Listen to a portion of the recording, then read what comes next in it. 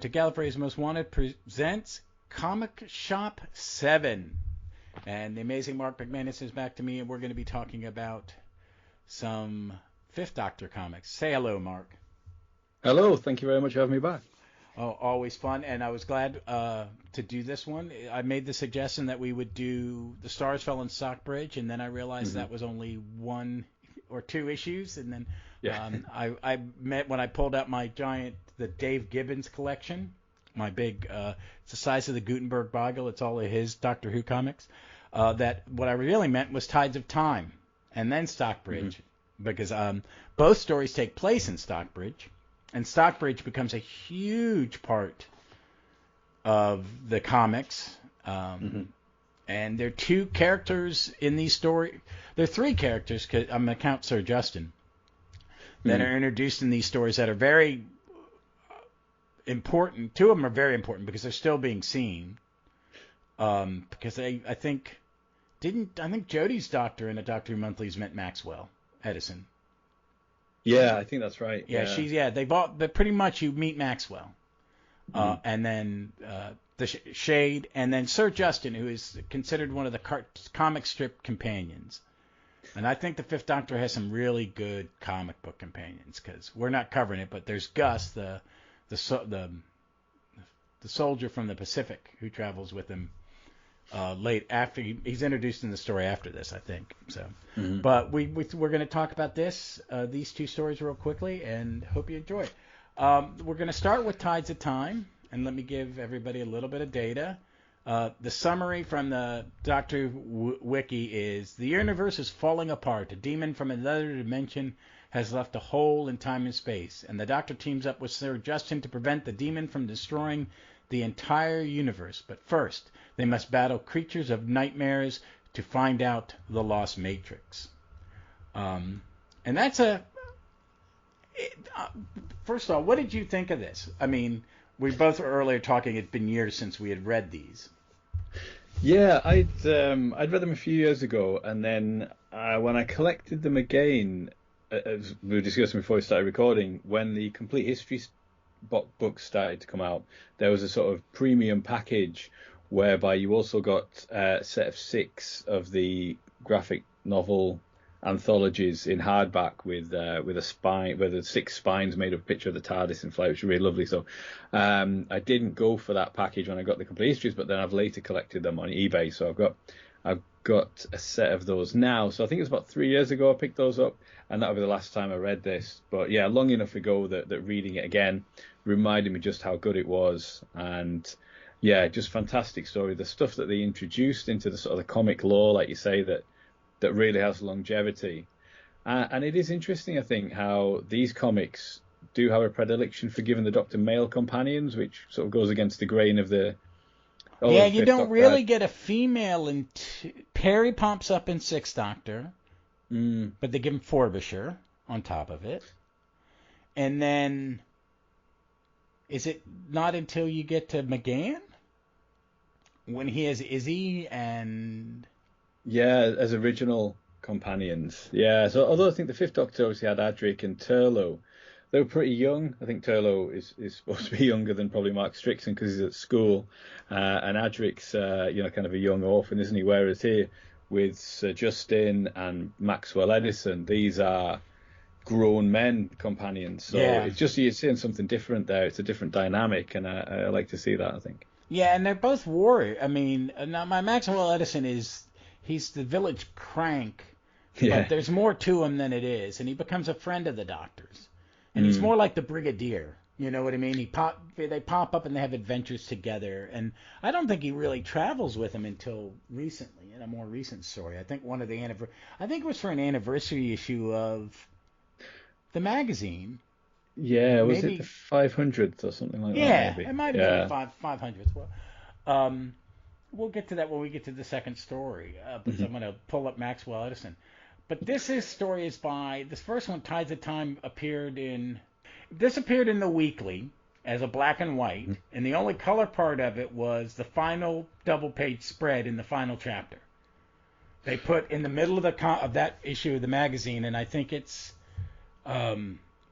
This one says originally presented Doctor Who Monthly 61 to 67. That makes more sense. Issues 61 to 67. Yeah, I'm not sure when it went from weekly to monthly because it was before I started watching the series. But here I've got it better later than that. And then it was reprinted in Doctor Who.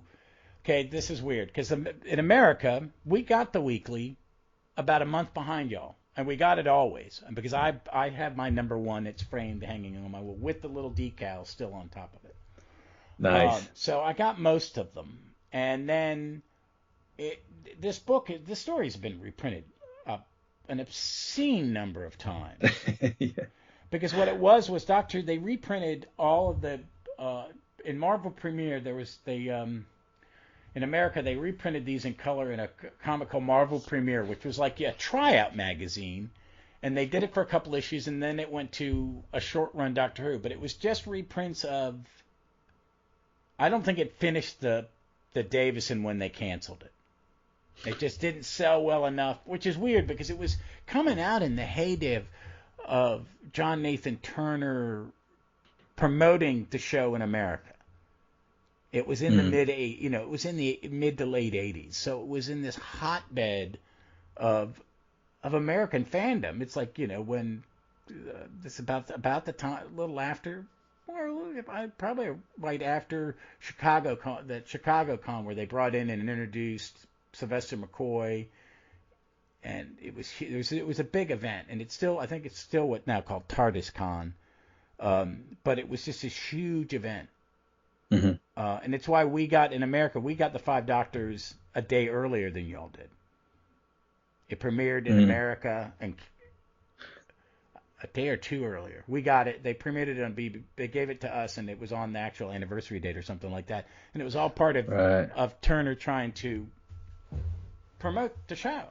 And that's when these were coming out. And but it's been reprinted crazy. And like I said, I'm reading it in this big tome that's dedicated to Dave Gibbons, who was he was just starting out, but he went on to become the artist of Watchmen, and before that he did an incredible run of Green Lantern, and he was with a guy named Lin Wein. American comic fans will know Lin Wein. He created Swamp Thing and Wolverine, and he was one of the best editors Marvel ever had. And but when he was working for DC, they brought in John Stewart, the African American Green Lantern, and made him the main character of the book. He'd been around for about a decade, but he'd only been in like 3 stories, so it was in the. They brought that in. But what did you think of Tides of Time? I mean, this is a terrific story.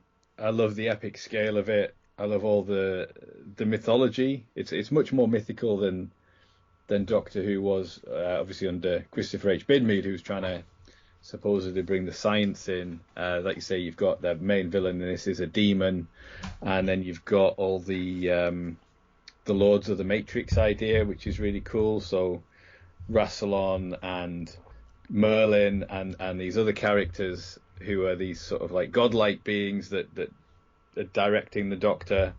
And I love Shade as well. What a cool invention. I forgot this is her. This is her because it is a woman. We don't know it until later that Shade's a woman. Mm-hmm. Because she becomes a companion later on during the McGann run. But I forgot this was her first appearance. Yeah. So it's a great introduction. I think maybe I suppose the only thing, the only slight complaint I would have about it is the Doctor is rather swept along with events, isn't he? He doesn't have a lot to do in the story other than to sort of learn things and witness things. And even the resolution when Melanicus is defeated, it's Shade and Sir Justin, isn't it, that sort of strike the fatal blow. So yeah, I suppose the Doctor could have slightly more to do, but I mean it's a minor complaint because it's a terrific story. The characters are great. The ideas, like the synthesizer, the event synthesizer, that's cool. And the prime mover, that all this stuff is going on, and that the web of time is controlled. Yeah, it's so mystical and mythical, isn't it? It's and I think that suits the comics. Oh, I do too, because in a comic book you can do whatever you want, and And I like that giant. It's a beautiful Dave Gibbons design. This giant quasi-organic church organ that he plays. Yeah. It's so cool looking. And when he hits it, Gibbons likes to play with panel layouts. I think he really understands it in a way that others. Well, I think they do, but he plays with them like this. The splash page of the opening thing is it's a big splash page with an image of the event synthesizer being played by the time mover, and then there are 5 panels within it that shows him playing, and he's all happy, and then he hits a bad note, and then it's just a panel of his eyes because he's like, oh crap, what's going to happen? And it's and it's lettered beautifully. Comic lettering is an art form in and of itself, and I don't know, they don't credit it, and maybe Gibbons did it himself. Some comic artists do. Not normally. That is, you do that on your own. I mean, people, they're the best. The great letterers are person. That's all they do. These two stories. Yeah. These two stories don't credit a letterer. Some of the later ones do in this volume, but yeah. What does it say? Do you know what it says later? The Stockbridge Horror. It says lettering. Yeah, it's by Steve Parkhouse, and then Steve Craddock does and Steve Dillon do some of the later ones. Yeah, so it may have been Gibbons and Parkhouse. Parkhouse may be an illustrator who's just writing. That's happened. Sometimes, they can do both.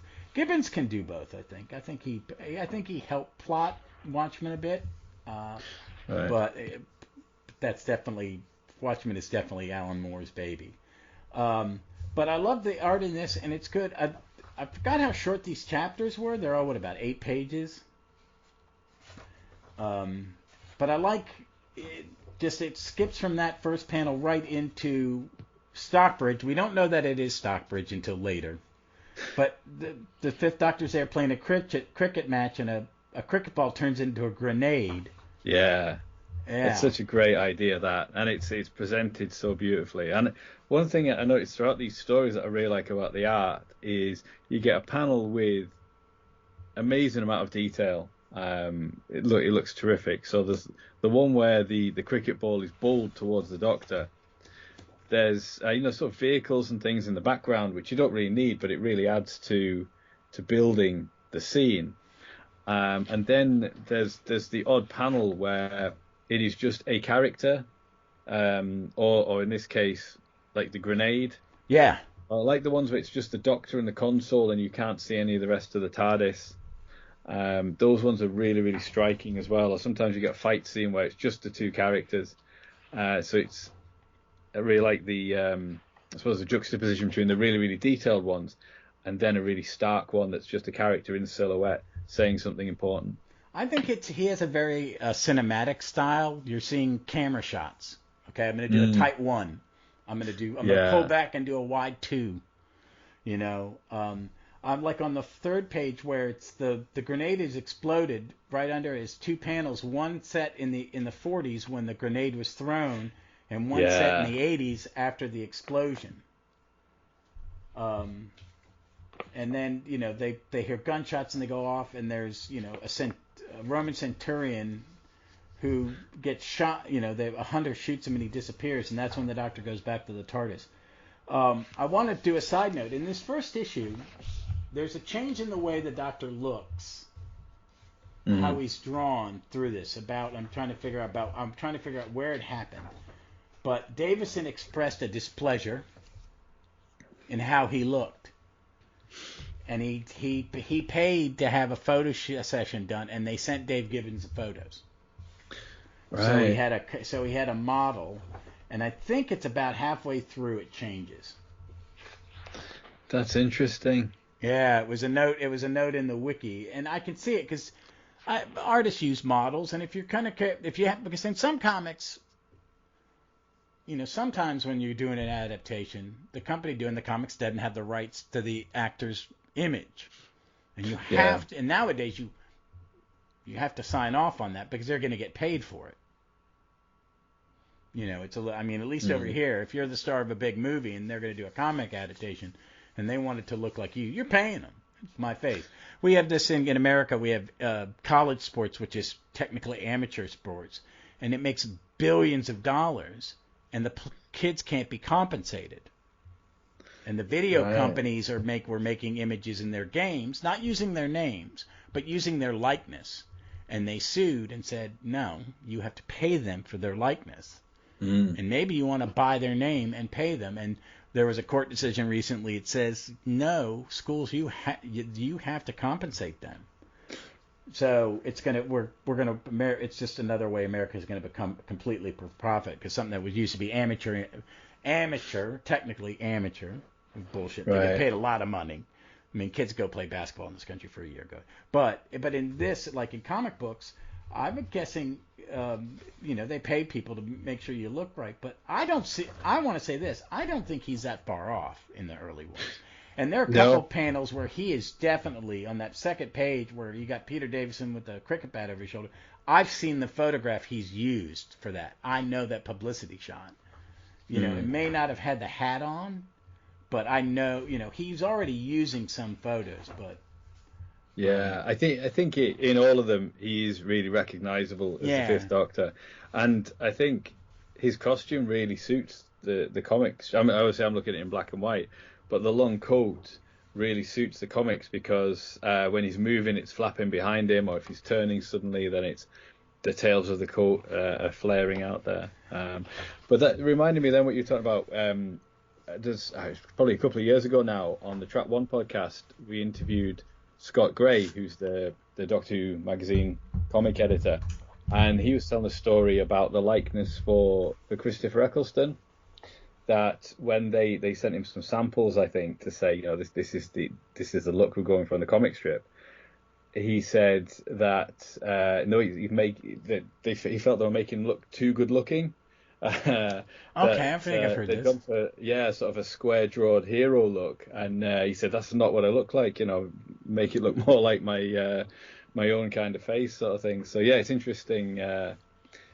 It's interesting, I think, that the actors care enough, that, like in this case with Peter Davison, that he cared enough to commission a photo shoot. That Eccleston, he put vanity aside to have a more realistic interpretation. I think it speaks very well of them that even the comics, which they're not involved in performing it or anything like that, that they want the look to be right. Yeah, and because they are creating a character, and me and Vic just did Terminus, and it's not the greatest Doctor Who story and all, but I like Davison's. The one thing I think is good in it is Davison is always, his acting job is always very top notch. Mm-hmm.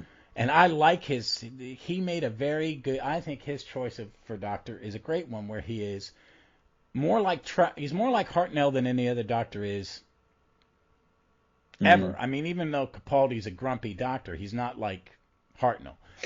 But Davison's is the closest to Hartnell, where he is a bit of, he can be stern and aloof, and he plays an older person in a young body is the other thing I like about it. Yeah. That he is very, I mean, he's incredible. He's the second youngest, because, I mean, Matt Smith beat him by 2 years or something. Yeah, I think so. But, Davison,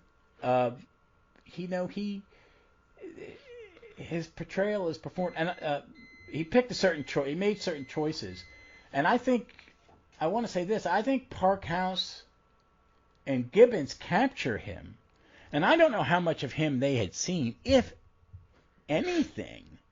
Mm-hmm. I mean, they probably were allowed to see the first story or whatever they had shot, because I don't know what the lag time was for when these came out to when transmission was.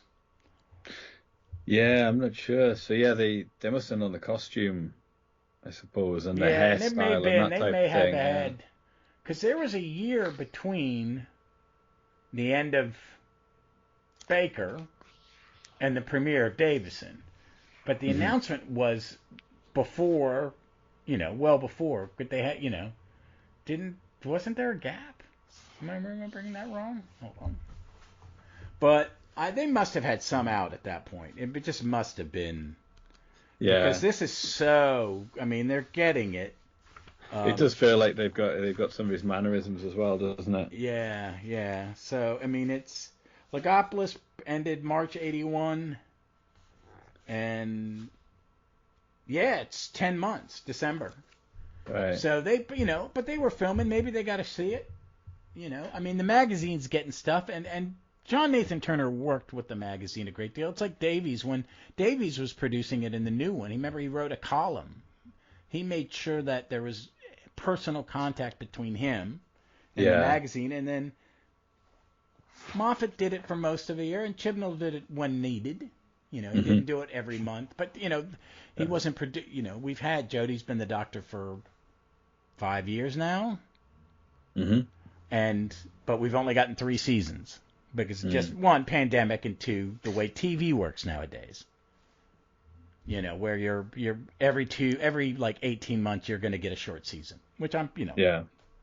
There's a lot of stuff coming out nowadays on TV. It's a boom, so I'm fine with it.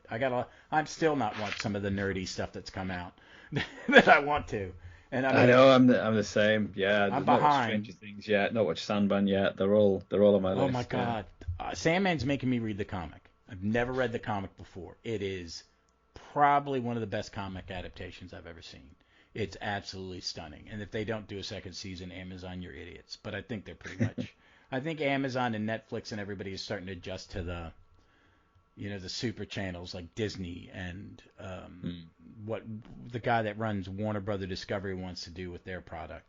I think he's shit. I think he's pooping the bed a little bit. But I'm gonna wait and see because I agree. We're gonna get this thing where, I have a big extended family, so we have everything because one person pays for one streaming service, another person pays for the other.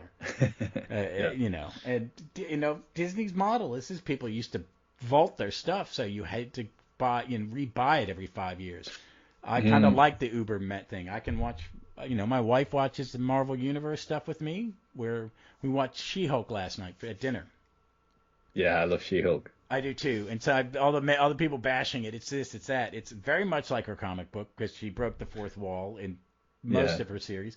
And 2, it's written by women for women, and they're poking fun at men. Well deserved. Well, there is nothing in that show that men do not do. Yeah, my wife's very agnostic about the MCU. She'll see some of the movies with me and she'll enjoy it. But then you will go and see the next movie, and I'll say, "Oh, that was a reference to something else in this big shared universe," and she won't really remember any of it. But she's really enjoying She-Hulk because she's a lawyer as well, and the attitude that people have towards women lawyers and things like that, she recognises it all. And I love the fact that within the show, they are mocking the people who are attacking it online as well. That it's part of the storyline as well. That there are online haters and all this sort of stuff as well. So, I think it's getting the last laugh and really enjoyable series. Oh, I know, it's great. And we're gonna watch. We got to watch Andor, which I'm enjoying. I'm a Star Wars nerd.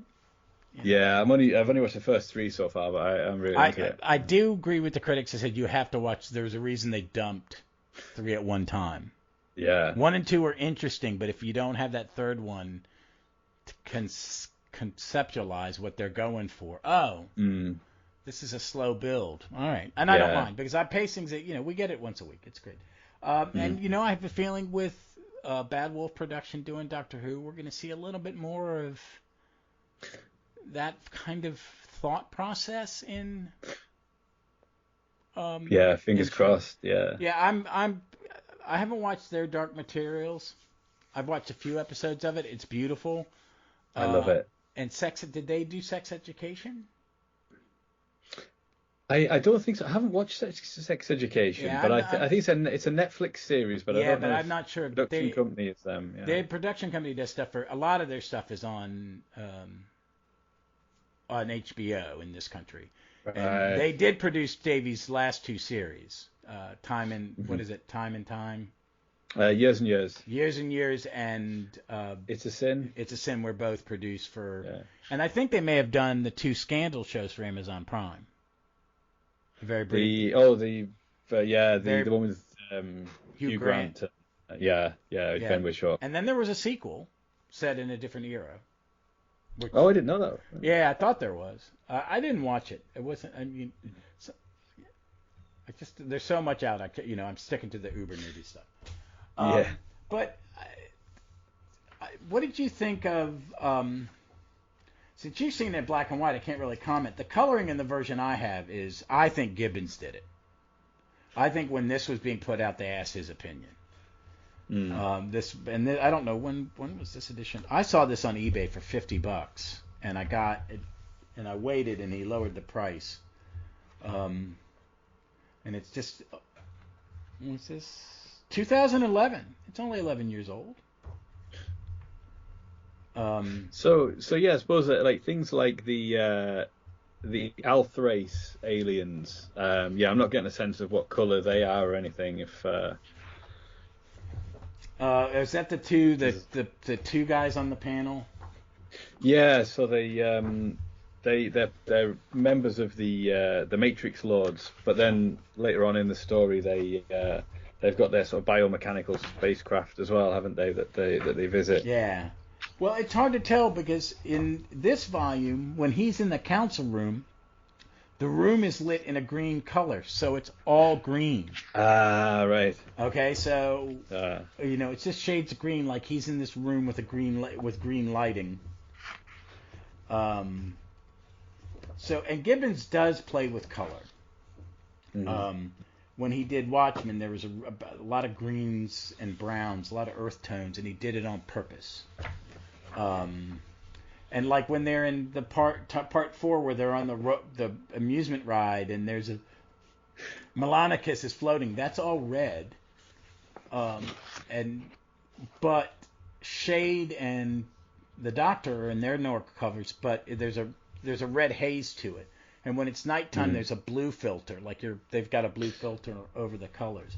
So he's mix and matching the colors. I love the fairground stuff.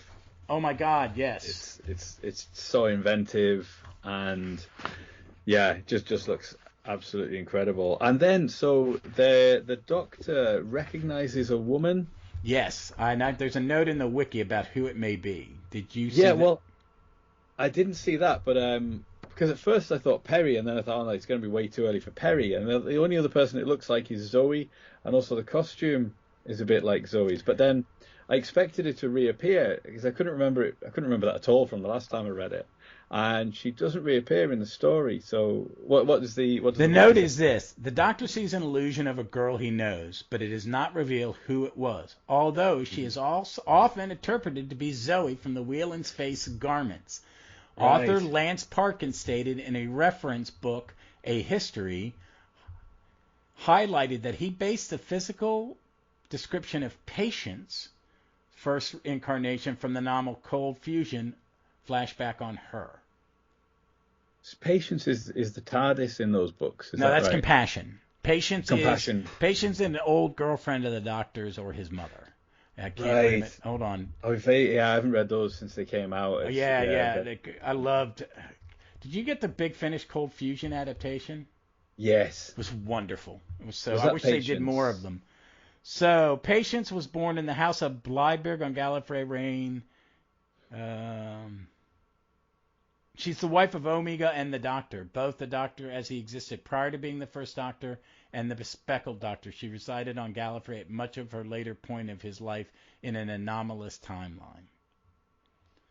Right. So it ties into the Timeless Children as well with the pre-Hartnell pre-Hartnell Doctor. Yeah, the people messing with okay. Some of the people who complain about that retro stuff is like, shit, you didn't read you didn't read what we were reading in the wilderness years. Good God, man. Lawrence Miles and Lance Parkin, and I love that stuff. I will agree with Jeff 1,000%. Anything that adds mystery back to the character is needed. Mm-hmm. It's like, people want to. I like ambiguity. So if you're going to add something, you need to add more. You have to add a new mystery. Does that make sense? That's what I want. Yeah. I don't want. If I want, this is how this is. These are the rules. I'll watch American science fiction. Mm-hmm. You all are a little vague. There's a vagueness to British science fiction that I don't, especially on TV.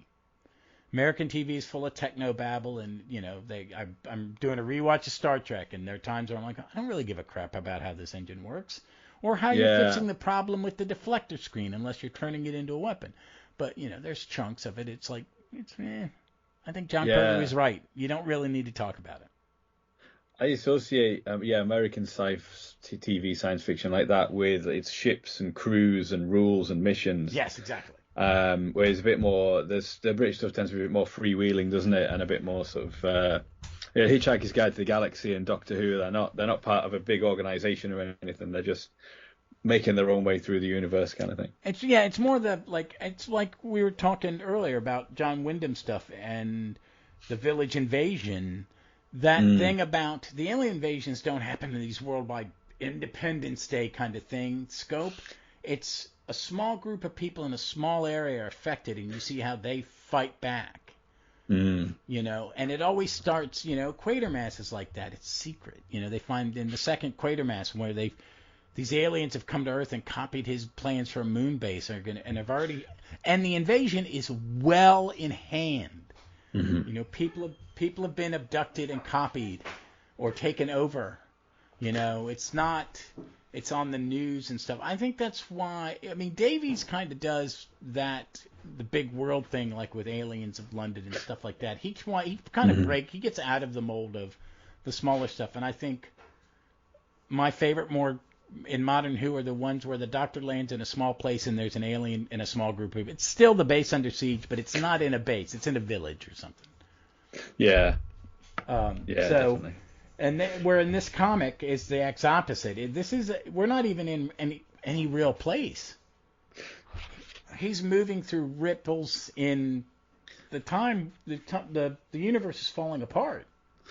Yeah. The Melanicus he's messed up time so much that the whole Earth is obliterated in these Millennium Wars, where you have different periods of history fighting against each other, which is really terrific, epic stuff, and it almost makes you think about the Time War as well.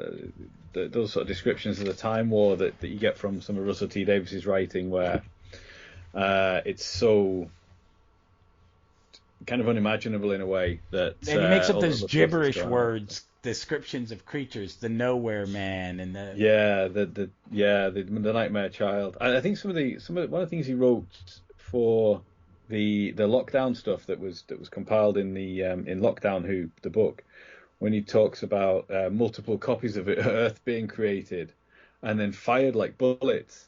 It's just like an incredible descriptive piece of writing, and then there's all these like shards of debris of different continents and things like that.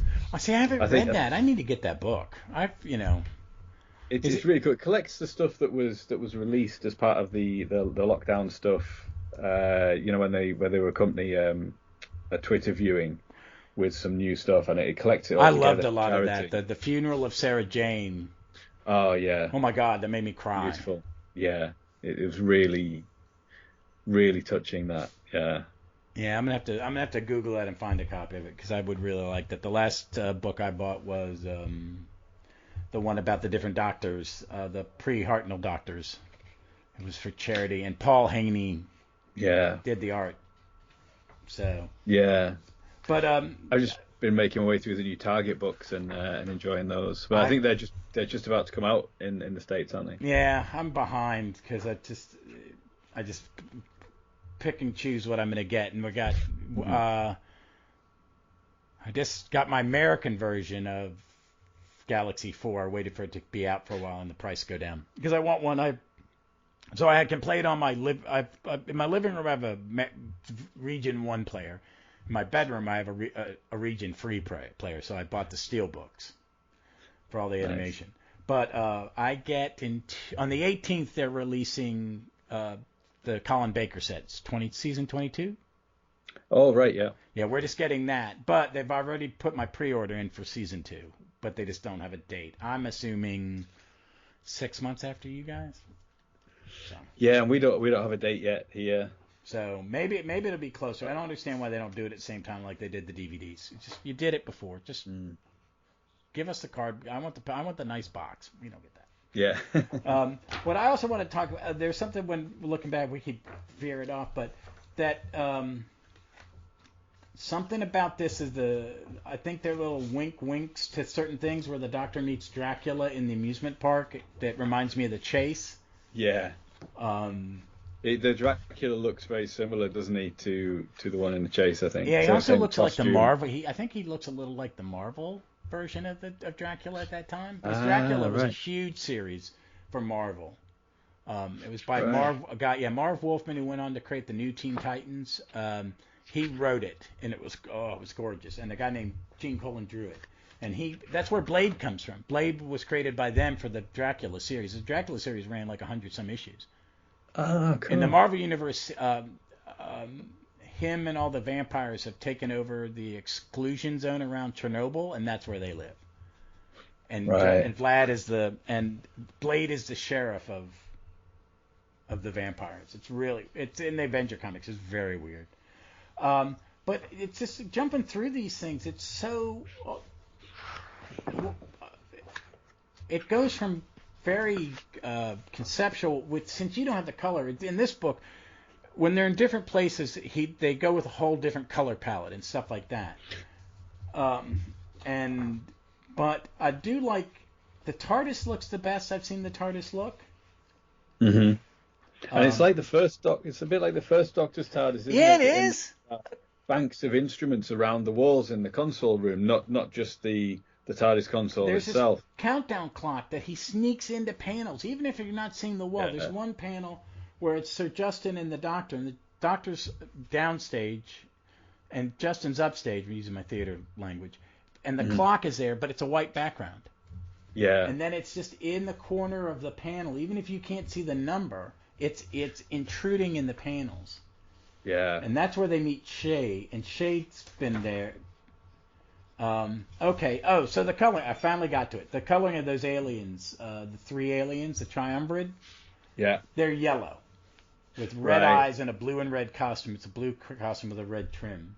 They look great, and they Cool. sit on that pyramid of crystal. Yeah. Yeah. So yeah, I've got that in black and white. So yeah, it's interesting. Well, and that's how I would have read to it know how when I that's, got when the monthlies were coming out. And the first color panel, flip to your next one, the white hole. Yeah. That was the first color panels in Doctor Who magazine. It was this Wow, double page right. spread. It was, I think it was the page. It was that. Yeah, it was that, and then the next page. I think it was 3 pages. I think. Right. Yeah, it's all still black So they and had white like an here, ad so or that- something, a color photo of the Doctor on one side. I don't know if I have these. I've sold a lot of my early Doctor Who magazines. I wish I had taken the time to dig it out, but it's really, they do a great job. And then I wanted to bring this, and we didn't read it, but the Merlin part where Merlin is battling Melanicus. Because the last Tom Baker, which was is a prequel to this. Yeah, I haven't read that one for a long time because it makes The Neutron reference to Knights. that story. Yeah. Yeah, and I almost said let's go back and reread it, but it's beautiful too, because I like that they did that in the magazine, that they ended up Tom Baker's with a cliffhanger, and then immediately going to Peter Davison's with it. Ah, right. It does make me want to go back and reread all of these, to be honest. I know. I kind of wish I looked at when I was setting up and I pulled up. I have a digital copy of the trade, and I'm like, oh, I want to read the Mike Austin and the Steve Dillon stuff with Gus. I loved Gus. But Gus was a great character. But I like how they get to this would make an incredibly good. It's a great story that could be adapted. Big Finish. I think Big Finish may be able to pull it off. Or I'm sad that the animation's ending, but I'm hoping with Davies and them, and if they've got money and they want to do spin-offs, adapt finish the animations. Just do it, and then maybe adapt some of this stuff, because some of this stuff I think would be an amazing animation with.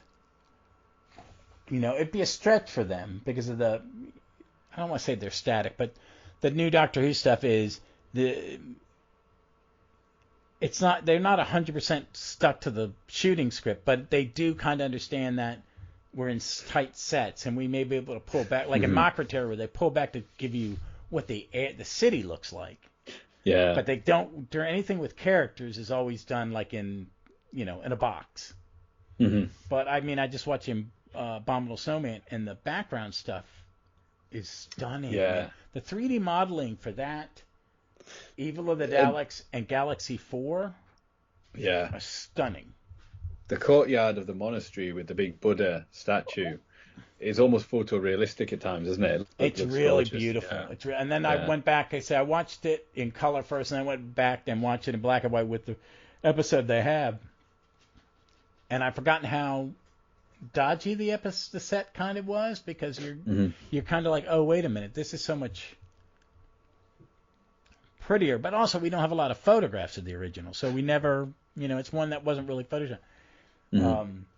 But I like it, and at the end, he wins the battle, everything's put back, and he lands in Stockbridge.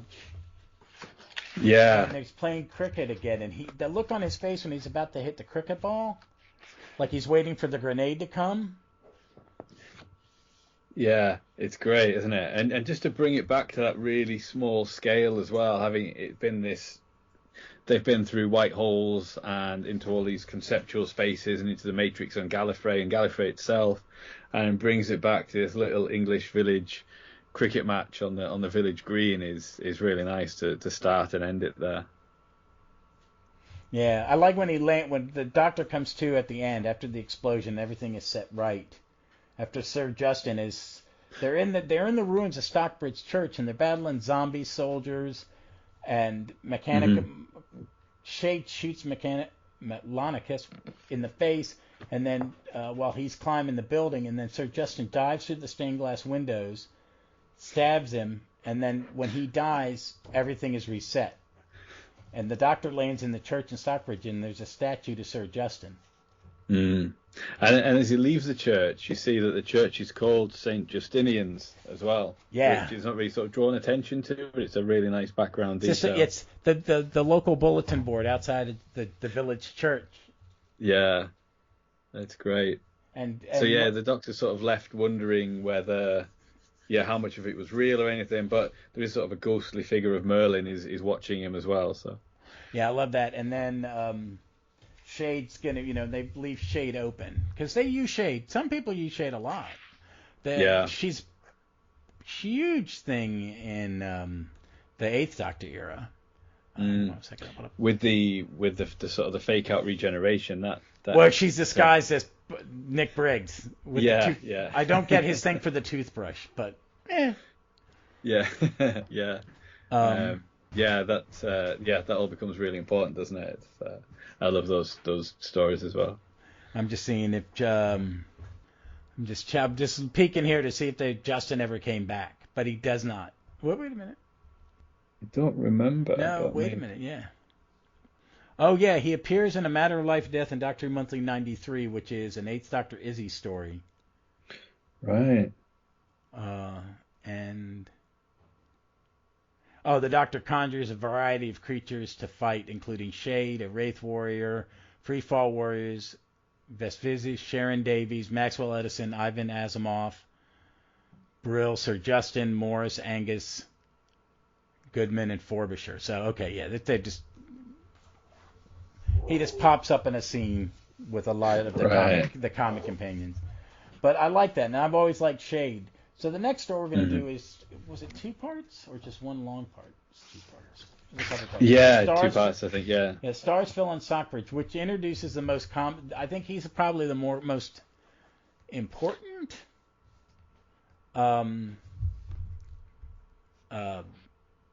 definitely creation. He's been around the most. Yeah. At least every version of the Doctor in the comic has to have an adventure in Stockbridge. Mm-hmm.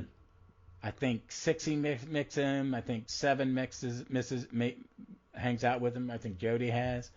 So hold on, let me pull that up.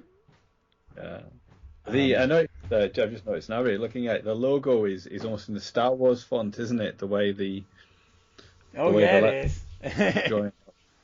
Yeah, I like him. And I like that they use a name from the Beatles song. Isn't that it? Maxwell Edison majoring in medicine. Is it? I'm not very good on music at all. Oh, okay, no, yeah. There's a song in a very bad movie for Sergeant Pepper's called the Sergeant Pepper's movie with the Bee Gees. He's played by oh my God. I think is he played by? Oh no, I'm gonna blank on it. But no, but it's the name is from a Beatles song. Right, I didn't know that. Yeah, yeah. So where's the summary? Okay, the summary of this one is Maxwell Edison, a normal man from the village of Stockbridge, finds himself entering the TARDIS in the Doctor's adventures. There is no time for question when Maxwell suddenly finds himself on an alien spaceship, facing the battle of his life to save his village from destruction. He's not really a normal man, though, is he? Because he does have sort of psychic abilities. Yeah. The device he's carrying has nothing in it, but it works.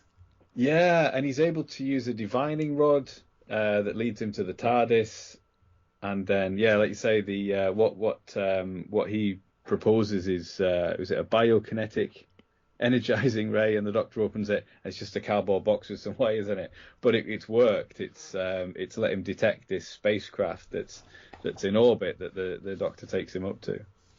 Yeah, and I like that it's one of those he stumbles on it, and the Doctor and him go on this adventure. I get a very Hitchhiker Guide to the Galaxy vibe from the setup, Yeah, definitely. Yeah. Like even though like the alien space suit with the snout and the three eyes. Mm-hmm. And again, the TARDIS looks gorgeous. But I mean, it's a really simple story, and it's very sweet. And at the end, they destroy the ship, and the stars come down. And he's able to predict it and tell the villagers that mock him all the time that that's going to happen, so that they do he does earn some begrudging respect from them. And I really like his costume as well. The way he's kind of ready for anything. He's got like a kind of a utility belt with loads of pockets on it. He's got a camera. He's got binoculars. He's you get the sense that as soon as UFOs or aliens arrive, he's ready for whatever happens. Oh yeah, I like that he has a divining rod. Yeah. He's a great character. He's designed. I pulled up his page on the wiki page to get some stuff because he is around a lot, and also he is in Big Finish. He has made appearance in Big Finish in the Stockbridge trilogy. I haven't heard those ones. Is that because they did a volume of comic strip adaptations? Is that the same no, thing? No. I'm pull it up. He's voiced by Mark Williams. Oh wow, right. Yeah, so, I love Mark Williams. I think Mark Williams Rory's dad. Yeah. I think he would have made an incredible Doctor. Mm-hmm. He's one of those actors. When I saw him the first time, when I saw him in the Harry Potter movies, I was like, why aren't you the Doctor? Yeah. Why? I mean, and I have watched his Father Brown. He plays Father Brown now. Yeah. I think he's probably still most famous here for the Fast Show. I've never seen the Fast Show. Is that a comedy sketch show? Yeah, it was a sketch show with Paul Whitehouse as well, who I don't know if he's very famous over there, but I know the name.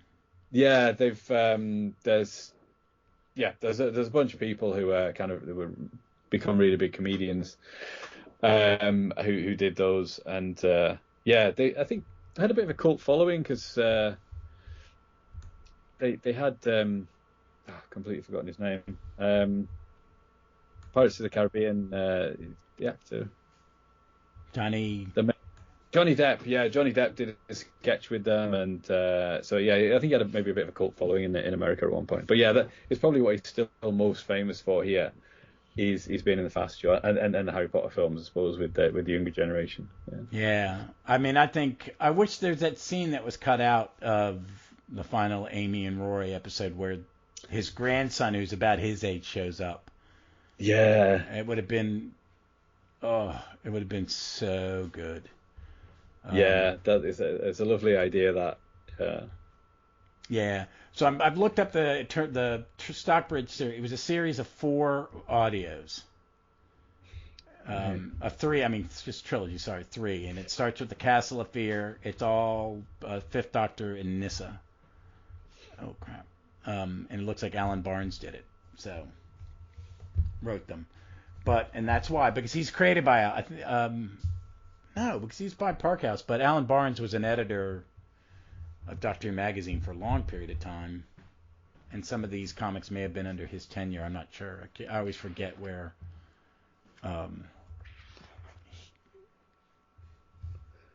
Where he was. There have been so many great editors on that magazine that have become famous. Yeah.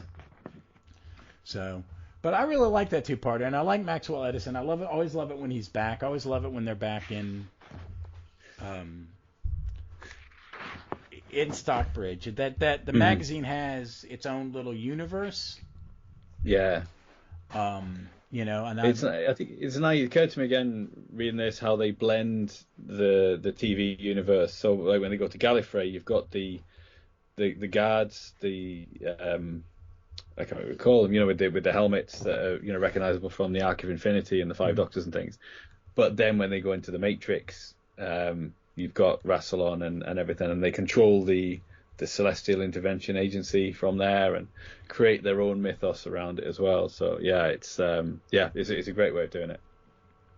Yeah, and Magenta's his companion. God, I don't think I've read all these more recent ones. Yeah, I haven't read them since they were in the magazines. Oh, Magenta was the green alien with the pointy ears. I like in the comics that you can have really alien faces and stuff like that, and they can do more, like Frobisher or Croton, the Cyberman. Yeah, I love that. I like all that. Yeah. So overall, Go ahead. Oh, and as I say, like having just kind of middle-aged male companions, you wouldn't really see. Well, up until we got Graham in the TV series, we never saw, and then here you've got Sir Justin, you've got Maxwell Edison. It's just a different dynamic, so it's interesting to see. Yeah, I think the writers are writing to them, because me and Vic talk about representation. It's like, and she goes, "Well, you had this." I said, "No, because I was a grown man. I mean, I was in my 20s when I've seen most of this. I mean, I saw Tom Baker from 13 and to about 18. It was only Tom Baker. But it wasn't until Graham I went, okay, see, that I see me. Harry a little bit. Turlough and Adric, no, that's sorry.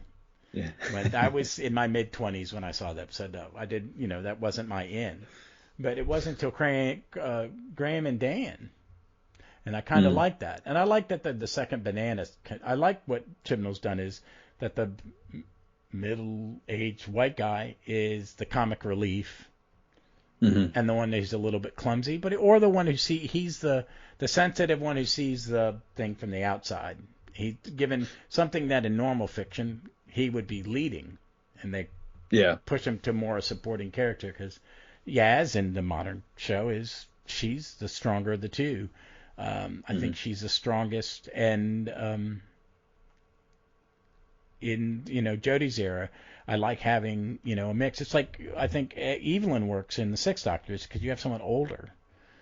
There's something very cool about it, and I think with Maxwell Edison it works. I think with Sir Justin and Gus, and I think the Fifth Doctor leads that thing to have him. He's not an action man.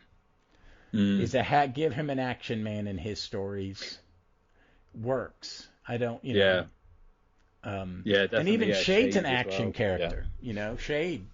We don't know Shade's a female for years. I don't think until she becomes a companion.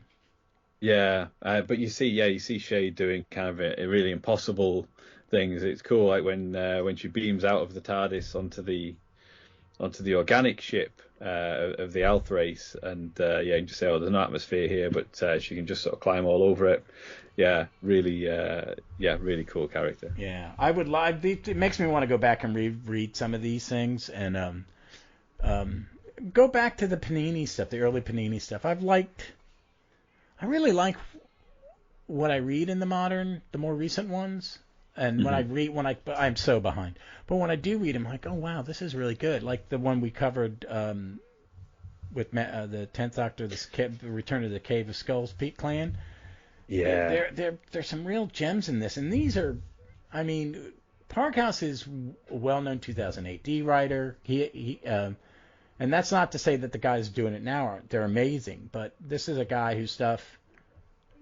Some of this made me go when we started getting the 2000 ADs in this country, and my comic shop would get it, and I had and I would get them or get the Judge Dredd collections, and I really admire the work of the British comic artists and writers because they bring something to it. And this is we had a little British invasion of comic writers in the late 80s, 90s, and early aughts.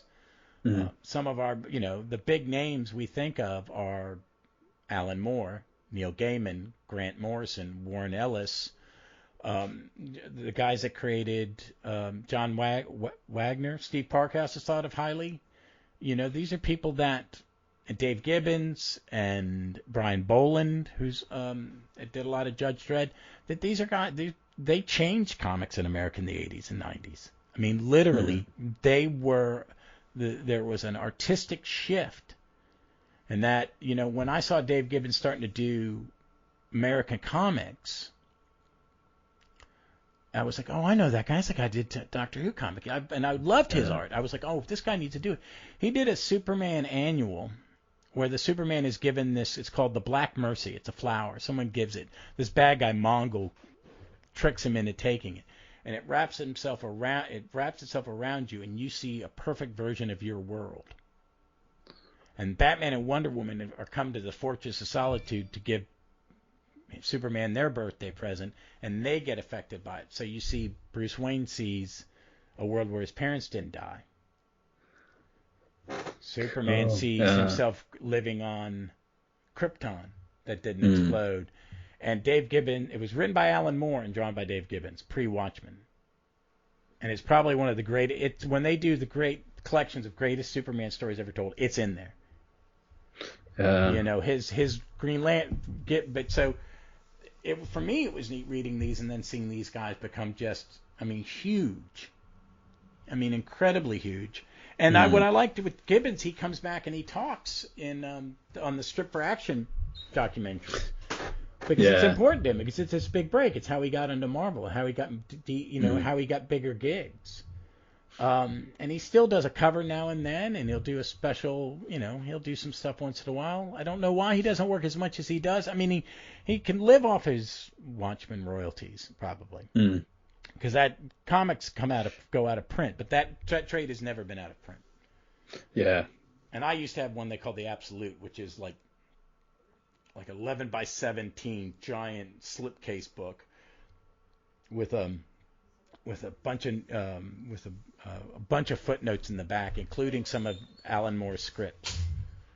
So cool. Yeah, which is really interesting. I'd like to see them do. I like that they're doing these collections, and I wish I had them all. I would like to get all the Panini trades eventually, just to have them.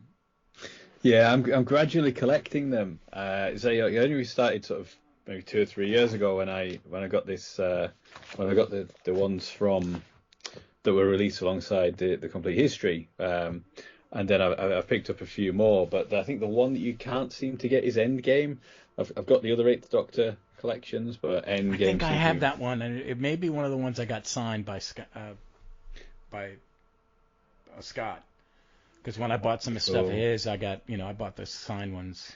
Right. So they're worth it. I love the Eighth Doctor, Eighth Doctor stuff. I loved his. Yeah. Story. I think it was one of the better eras, and then it bled into. And the Eccleston was good in the time. I think they've all been good. Yeah, those are the ones. More the modern Doctors I need to collect, and hopefully Endgame will get reprinted at some point. I really want to get all of 60 and all of 7 because it's got a lot of people I like, and I think it has some of the greatest Doctor Who comics in it. Voyager. You've got Emperor of the Daleks, Nemesis of the Daleks for the 7th Doctor. Yeah, and that second Doctor in the middle, I got that one because I'd never got it. Land of the Blind? Yeah, I liked that a lot. Yeah. I really liked it. I liked that they took a break and did another Doctor. That was a weird experiment because they've been doing so many, the show had been off the air, and they're doing a lot of you know, before the TV movie, they did a lot of Sylvester, and then after the TV movie, they did a lot of Eighth Doctor. So they were like, and they were never allowed to, you know, you see in the last Eighth Doctor one that they were going to have him regenerate, and then they were told no. I think we said that before. That they weren't allowed to do it. But it's worth it. And folks, you should really check these out. I mean, they're on sale every once in a while. Panini they're really well made. They're beautiful editions. If you're in America, check out IDW if you can find them. And you're probably really cheap. Go to your local comic book store and their back issues. They're not expensive. They do fill up dollar bins and 50-cent bins everywhere and put them together. And a lot of these IDW reprinted most of this stuff, at least through Sylvester. I think that's all they had the rights to. I have a handful of those because I have digital copies and stuff like that of stuff. So I don't have everything. But I did buy, they put out these IDW omnibuses of the 10th and 11th Doctor. They're smaller cut down versions. And I got 2 sets. I got all 6 of them, which is volumes 1, 2, and 3 of each of them, for like $35 each on eBay. So I sold all my individual issues to my comic shop. I traded them in for some credit. I'm like, okay, I've got all this stuff. I don't need. That's a half a long box of comics I don't need. So in the UK, you can get them from Forbidden Planet, and every so often Forbidden Planet has a really, really good sale, and you can pick up those omnibuses fairly cheap, I think. Yeah, and I mean they still sell pretty well over there. The Doctor Who comics. Do you think they sell okay over there? I mean, Titan's an American company, but you guys can only get them from specialist comic dealers over here. That's the way comics in America, that you can't get them in. They don't sell them in bookstores. They only sell them in comic shops. It's all direct market. It's something that happened in the 80s. Right. And it's been to the detriment of of getting new comic readers. Is you don't have, like me, I'd be in the drugstore and I'd see a comic and I go, when they were, this is how old I am, when they were 20 cents. And my mom would buy it, or my brother read comics, so he would have them in hand. I mean, I have the first comic he ever handed to me. I still have it. I've sold all the others. I still have it.